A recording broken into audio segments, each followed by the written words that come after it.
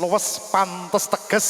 dawuh pangandika saking Bapak Surata Ibu Suharmi. Alhamdulillah kasembadan pepunden kawula piyanipun bahwa saking datengan Tambak Mas Kebonsari. Alhamdulillah kalau kali bahwa udah sampun tepang sanget sih kenging panuwun bahwa udah saking datengan Tambak Mas Kebonsari baga foto laku rumiyin saking pepunden Pertamindolyo kadang sinoman sampun keparang ulah ridho kanthi mijiling punang sugoto acara sinigek kanthi palerman sak untawis wes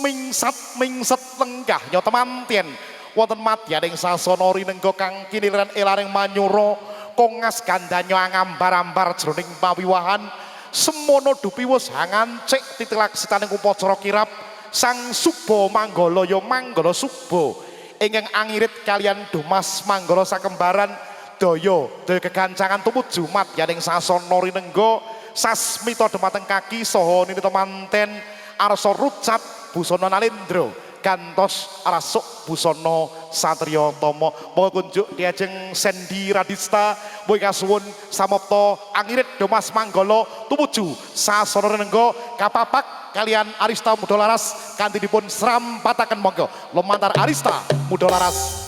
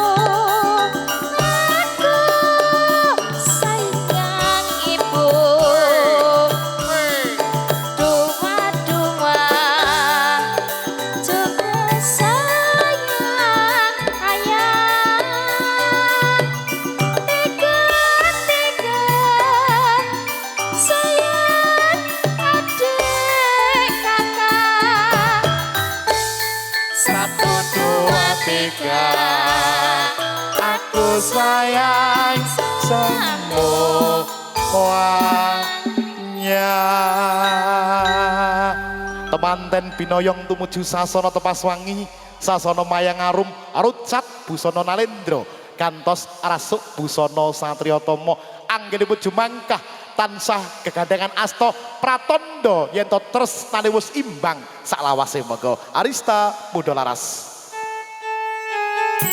kalih jumeneng diajeng monggo ayo pangestunipun monggo.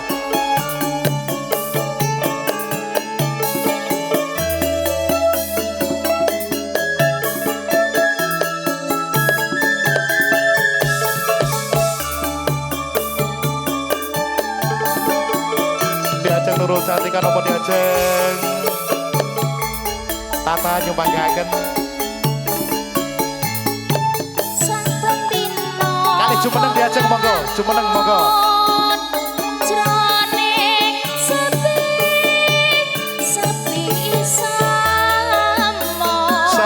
sepi sampun